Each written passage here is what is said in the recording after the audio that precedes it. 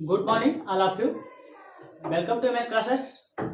तो जैसा कि आज की वीडियो हम लोग सीखेंगे जो है इंग्लिश स्पीकिंग का जो है ये अब जो है आप लोग का जो है क्लास 4th मतलब एक आप लोग का क्लास नंबर 4 है। आप लोग का 3rd क्लास हो चुका है। तो जो लोग उस वीडियो को नहीं देखे हैं उसको जा करके देख लीजिए। आप लोग प्लेलिस्ट भी बना हुआ, प्लेलिस्ट क्रिएट किया गया है और उसमें आप लोग जा करके एंट्री करके उसको आप लोग एक बार सीन जरूर करिएगा और तभी आपको पूरी जानकारी मिलेगी। और चलिए आज के तो वीडियो में तो हम लोग आज सीखेंगे। तो मैं आपका हुआ everything is possible when you believe. कोई भी चीज, हर एक चीज पॉसिबल होती है लेकिन आप अपने ऊपर अगर बिलीव कर रहे हैं मेरे भाई, इसीलिए मैं आपको पहले ही बता रहा हूँ कि आप लोग अपने ऊपर बिलीव करिए और अपने ऊपर ही सब कुछ कर सकते हैं। देखिए, अगर कहीं ना कहीं लगता है कि अगर आप सही हैं तो आप सही हैं और आपके सिवा इस दुनिया में आपको कोई आगे नहीं बढ़ा सकता, बस एक सहारा दे सकता है। मैं भी एक इंग्लिश स्पीकिंग आज आप लोग को बोलना सिखा रहा हूँ तो मैं एक स्टिक मतलब एक सहारा दे सकता हूँ आपको। आप गिर रहे हैं तो मैं आपको उठा सकता हूँ थोड़ा, लेकिन जब अगर आप पूरी तरह मेरी तरह मेरे ही अकॉर्डिंग आप मेहनत करेंगे या किसी के अकॉर्डिंग आप किसी से कुछ चीज़ सीख रहे हैं, अगर मेहनत करेंगे तभी आप आगे बढ़ेंगे, नहीं तो नहीं बढ़ेंगे। ये चीज़ है, बस आप पे डिपेंड करता है। तो चलिए आज आज हम लोग सीखेंगे सेंटेंस ऑफ इट्स टाइप, मतलब सेंटेंस सीखेंगे और सेंटेंस के प्रकार सीखेंगे कि कितने प्रकार के होते हैं, इसके काइंड्स सीखेंगे। तो लेट्स नाउ चलिए स्टार्ट करता हूँ। तो सेंटेंस क्या होता है? तो group of the words with complete sense. अब इसका मतलब ये हुआ कि जब एक ग्रुप होता है, एक समूह, एक वर्ड, मैंने पहले बताया हूँ एक वीडियो में, आप लोग को वीडियो में बता चुका हूँ कि सेंटेंस कैसे बनता है। तो सेंटेंस ऐसे क्रिएट होता है जब जैसे आप लोग की एक फ्रेंड सर्किल बन जाती है, एक ग्रुप बन जाती है 2-4 लोगों की, तो वो सेंटेंस हो गया। ऐसे यहाँ पर भी कई वर्ड मिल करके एक सेंटेंस का निर्माण कर देते हैं, तो उसी को हम लोग सेंटेंस कहते हैं। तो उसमें कुछ सेंस होना चाहिए। सेंस अब मतलब सेंस का मतलब कुछ माइंड वहाँ कुछ होना चाहिए। ऐसा नहीं है कि विदाउट सेंटेंस ऐसे बना दिए, तो ऐसा नहीं है कुछ। तो अब आगे देखिए, जैसे कि आई एम अ टीचर। तो जैसे मैं पहले आपको बता दूं, तो जैसे हम लोग जो है सेंटेंस, अब सेंटेंस को या किसी चीज को इंग्लिश में बोलने में क्या चीजें आती है इंपॉर्टेंट, तो आप लोग को फीलिंग और सेंस एंड जो है आपका इमोशन, ये 3 चीजें बहुत जरूरी है किसी भी सेंटेंस को बोलने में, क्रिएट करने में या बनाने में। क्या होना चाहिए या बोलने में आपको इंग्लिश अगर आपको सीखना है तो ये 3 चीजें आपको बहुत जरूरी है। आपके अंदर फीलिंग होना चाहिए किसी सेंटेंस को लेकर के, किसी सेंटेंस को आप बोल रहे हैं। जैसे आई एम अ टीचर और नहीं तो बोले he is going to market, they are play. तो ऐसा तो कुछ सेंस होना चाहिए। अब बाकी आप लोग का कुछ फीलिंग होना चाहिए और कुछ इमोशन होना चाहिए, अंदर से इमोशन निकलना चाहिए सेंटेंस को बोलने के लिए। ये चीजें होती है। तो जैसे कि आप लोग कहेंगे कि आई एम अ टीचर, मतलब I am teacher, I am a teacher, मैं एक टीचर हूँ। तो जैसा कि मैं टीचर हूँ, तो आप लोग देखते हैं यहाँ, अब यहाँ हम लोग इसको सब्जेक्ट बोल देते हैं। आई हुआ हमारा सब्जेक्ट, इसके बाद एम हुआ हमारा हेल्पिंग वर्ब, मतलब हेल्पिंग वर्ब या मेन वर्ब, ये दोनों हम लोग कहते हैं। बाकी ए आपका हो गया आर्टिकल, इसके बाद टीचर आपका हो गया ऑब्जेक्ट, ये चीजें हो गई। तो ऐसा हम लोग ग्रामर में सीखते हैं। लेकिन अगर आप लोग ऐसा सीख रहे हैं और ऐसा आपके मन में ख्याल आ रहा है कि क्या क्या हेल्पिंग वर्ब लगाएंगे, इसके आगे क्या आर्टिकल लगाएंगे, क्या ऑब्जेक्ट लगाएंगे, कि क्या ये कंजक्शन होगा, क्या ये वर्ब होगा, तो ऐसा करके आप इंग्लिश कभी नहीं बोलना सीख पाएंगे मेरे, इतना जान लीजिए। तो चलिए अब हम स्टार्ट करते हैं, उसको मैं सिखाऊंगा कैसे सीखेंगे आप इंग्लिश।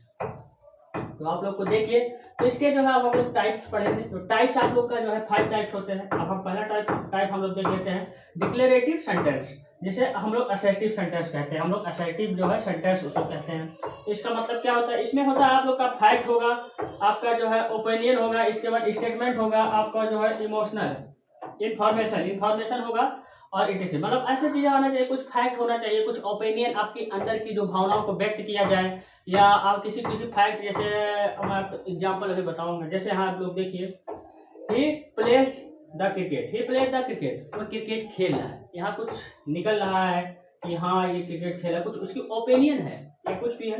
इसके बाद Mohan is the reading a book, ये देख लीजिए। इसके बाद water of boils at 100 centigrade, अब ये जो है आप लोग का फैक्ट है, ये एक्चुअली ये राइट है, ये इतना पे ही आप लोग का गर्म होगा, ये तो आप लोग का राइट्स है, ये फैक्ट है आपका। अब इसके बाद अगला दिया जैसे दे आर वाचिंग मूवी, इसके बाद यू आर वाचिंग, ये चीजें होती हैं बस। अब हम लोग का फर्स्ट पॉइंट हो गया, अब हम लोग देखेंगे सेकंड पॉइंट। तो सेकंड पॉइंट हो गया आप लोग का होगा इंट्रोगेटिव। हम लोग क्या देखेंगे, सेकंड पॉइंट को इंट्रोगेटिव कहते हैं। तो इंट्रोगेटिव में क्या होता है, इसमें आस्क मतलब क्वेश्चन पूछा जाता है। जैसे कि आप लोग बचपन से पढ़े होंगे या 6 7 में पढ़े इंट्रोगेटिव। इंट्रोगेटिव का मतलब है प्रश्नवाचक, जो कि आप लोगों से कोई क्वेश्चन पूछे, कुछ क्वेश्चन पूछा जाए। जैसे आप लोग का हो गया, कुछ भी क्वेश्चन पूछ सकता है। तो व्हाई आर यू लेट, या व्हाट आर यू डूइंग, या हाउ आर यू, ऐसा वर्ड आएगा इसमें।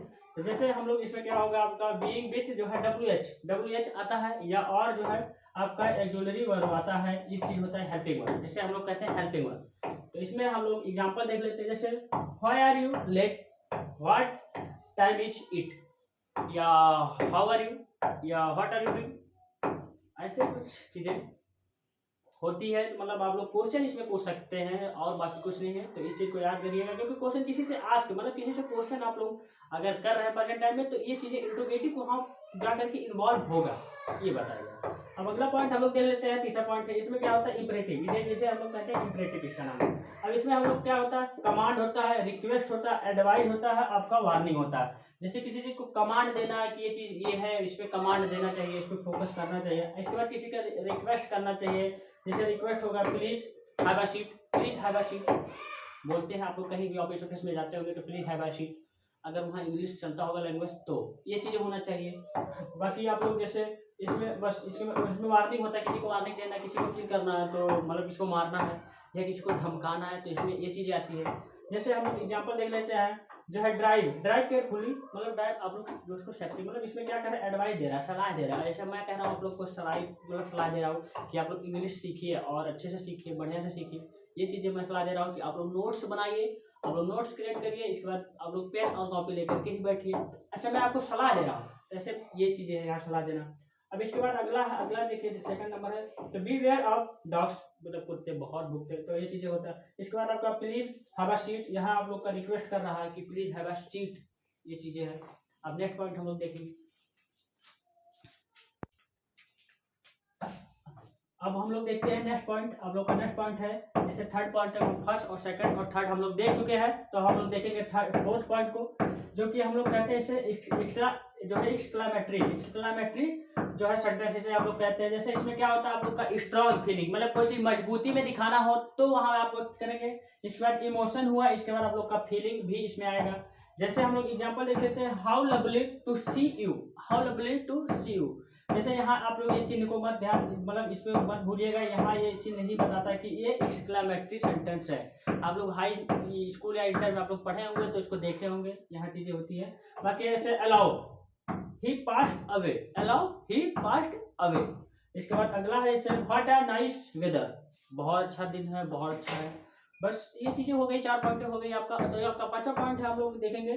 5वां पॉइंट है आप लोग का ऑप्टेटिव सेंटेंस, जो कि इसमें आप लोग को प्रे करना, प्रे आएगा, आपको कर्स आएगा, विथ इटसी, मतलब जैसे आप लोग को किसी को अगर धन्यवाद देना है, या किसी को आप लोग शाबाशी देना है, या किसी को आपको विश करना है, या आपको किसी को बददुआ देना है, तो ये सेंटेंस यहाँ ऑप्शन आता है। जैसे आप लोग तो बोल देते हैं कि हैप्पी बर्थडे, लेकिन आप लोग को नहीं पता होता वो सेंटेंस क्या है। आप लोग ऐसे हैप्पी बर्थडे बोल देते हैं, हैप्पी मैरिज एनिवर्सरी, भैया एंड भाभी एंड जो भी हो, मतलब and brothers and sisters and lovely friends and love, जो भी है ए टू जेड। तो आप लोग वहाँ नहीं जान पाते कि ये सेंटेंस क्या है, वास्तव में ये सेंटेंस क्या है। तो आज मैं आपको बताऊंगा, तो इसमें ये चीजें होती हैं।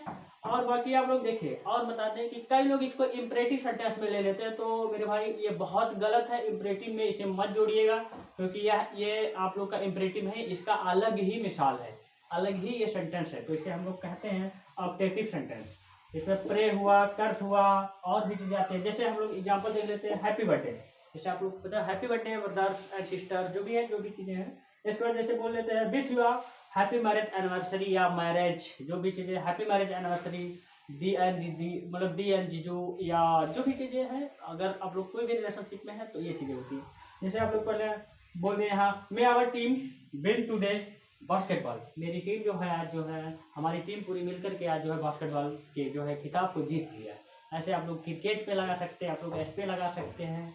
बस आज का वीडियो यही तक था मेरे भाई, आप लोग को आई होप है कि वीडियो अच्छा लगा होगा।